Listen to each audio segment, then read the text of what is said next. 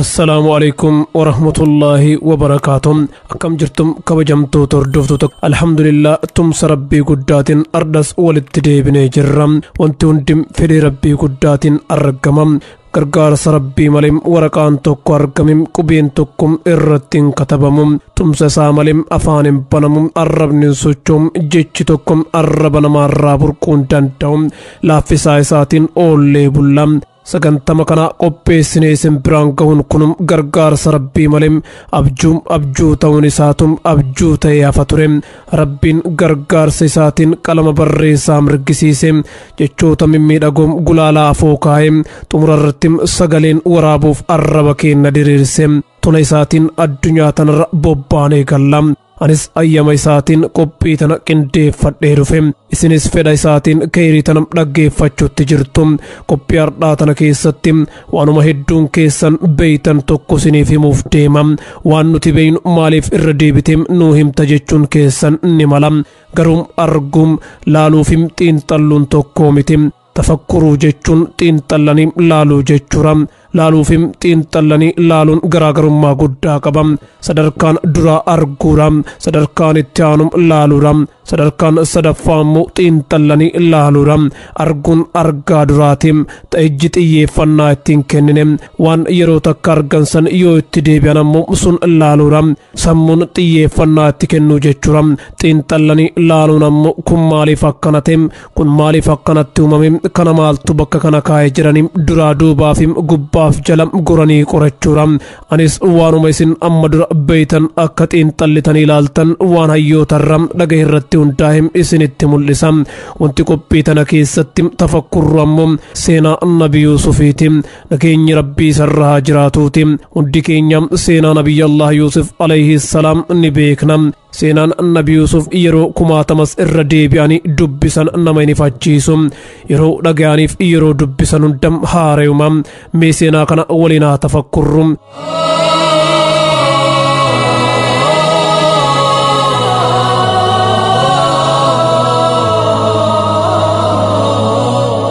سينا النبي الله يوسف عليه السلام كان سورة اليوسف سورة كل لما فار ترجم كنم كتا كل لما تكون نيلالم هبدم ترتيب سورة كنا الله كوف سكول لما هجوتم سينا سورة كنا كيس تيب سمس بك كل لما تكودم إن درا منام النبي الله يوسف يتم أكما بكم سينا سورة كنا كيسم منام النبي يوسف عليه السلام يرو دائم ما صار جين جلكبم نبي الله يوسف عليه السلام ويت أرجيلين كرة قاسمس أدوفهم أديس ساف سجودا منامان أرجم إن كن كتادرا سينا كناتم أبان نبي يوسف عليه السلام نبي الله يعقوب نجين ربي سرها جراتوتم المسام يوسف أكان جالتم جالل أبا ساكن أبولي ون يوسف دم هنجالنم إن أفان كيس ساني بوبي سوجل كبم أبوليان نبي يوسف عليه السلام جالل جبدو أبان جرم جالتو كنم هنافنم شرطتو ايغلنم شر obboleeyyan isarratti xatan kun kutaa lammaffaa seenaa kanaatim achi booda nabi Yusuf alayhi salaam gara biyya Masrii geeffame achittis mana ministeera Masrii keessatti guddate haa ta'u malee wanti mana san keessatti isa mudate waan gaariin turre niitiin ministeericha bareedina Yusufiin boojamte badiifitti haajamte dambalii jaalala nabi Yusufiitiin liqimfamte akka inni waan isiin feetu goruuf jecha waa hedduu godhaa turte kun kutaa sadaffaa seenaa kanaati shirri kun isiif milkaa'uu dhabuun gara kutaa afuraffaa seenichaatti nu geessa namoonni magaalaa keessa jiran hundi niitiin ministeericha gabricha isiitti badii dalaguu yaalti qabamte jiranii haasa'uu eegalanii magaalaa keessatti cilaa'uun maqaa isii kun ammoo isiidhaaf akkaan hamaara kanaafuu dubartoota magaalaa keessa jiran keessa hedduu isaanii waamtee nyaataaf feerte ibidda jaalalaa ani keessatti gubataa jiru argaatim isinis gubadhaa waan jettu fakkaatti dubartoota erga manatti affeertee booda Yusuf isaan jidduun akka dabru goote dubartoonni bareedina nabiyallah yuusufin irratti rabbi dhangalaase arganim ijji godde qalbiin immoo farda yaadaatiin gulufte bareedina isaatiin booji'amanim yeroo harka albeenuuf cicciranis homaattiin dhagahamne ture kaayyoon dubartoota waamu kun ammas yuusufin haraama keessa buusuuf waan yaadame ture kutaan arfaffaa kun waa'ee dubartoota kanaa haasawa kutaan shanaffaan seenaa kanaa immoo hidhamuu nabiyallah yuusufiiti nabi yuusuf alayhi salaam waamicha dubartoonni gara haraama isa waaman kanarra hidhaa naaf wayya jedhem rabbii isaatti waywaate akkuma kadhateen rabbiin isirraa qeebalem gara mana hidhaa isa seensise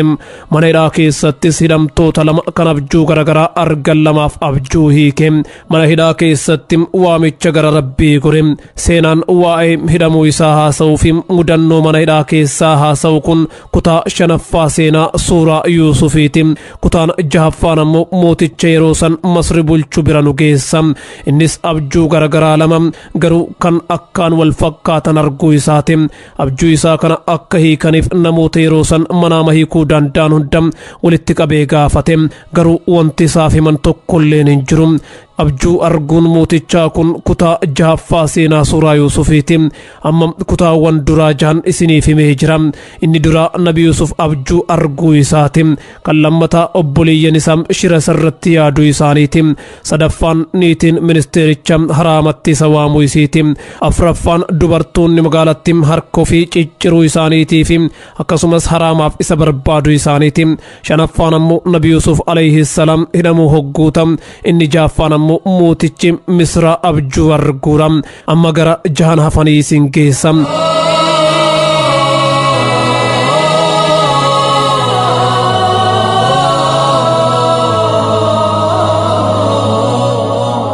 yeroo nabi yuusuf alayhi salaam mana hidhaa ture san namoota abjuu argan lama keessa inni tokko hidhaa irraa hiikamee ture namni kun akkuma abjuun isaa hiikamte sanitti dalagaa mootichaa dhugaatii qicutti deebi'e kanaafuu nama abjuu kana hiikuu danda'uun hin beeka bira nageessaa jedhee gaafate namichis yuusuf bira dhaqee manaama mootichaa itti hime nabi yuusuf illee alayhi salaam hiikkaan abjuu sanii maal akka ta'e itti hime hiikamuun abjuu mootichaa kun kutaa torbaffaa seenaa suuraa yuusufiiti mootichi amma abjuun isaa hiikamee jira garuu akkaataa abjuu hiikamteef san dalagaa irratti oolchuu hin beekne kanaafuu carraan qabu nama abjuu isaa hiike kana yaamuun barbaachisaadha haala kanaan yuusuf hidhaa irraa akka hiikamu murtaa'e hidhaa irraa akka hiikamu murtaa'uun isaa kun kutaa 8ffaa seenaa nabi yuusufiiti haa ta'u malee nabi yuusuf alayhi salaam akkanumatti hiikamuu hin barbaanne ture shirri dubartoonni masrii isarratti xaxan sun dhugaan isaa beekamu akka qabu mootichatti hime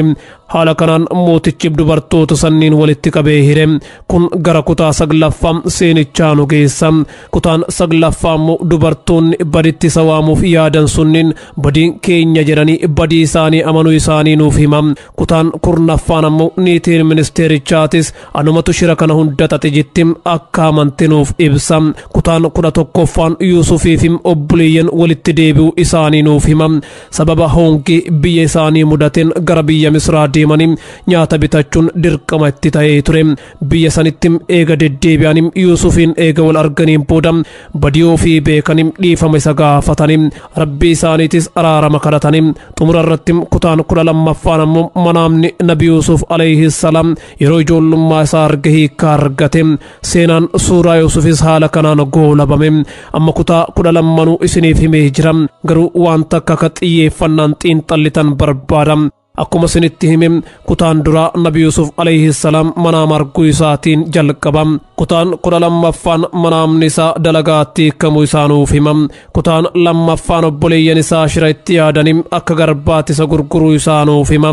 kutaan 11ffaan obboleeyyan isaa badii ofii beekanii yuusufim gabra ta'ee gurgurama san osoo hin taane yuusufim mootii masrii ta'e dura dhaabbachuun badii isaanii akka dhiisuuf dhiifama gaafatanii kutaan 3ffaan niitiin mootii mooticha haraamatti sawaamu isii nuuf hima kutaan 10ffaan niitiin ministeericha badiisii amanuu isii nuuf hima kutaan 4ffaan dubartoonni magaalattiitis bareedina isaatiin hawatamanii haraamaaf isa hawwuu isaanii nuuf hima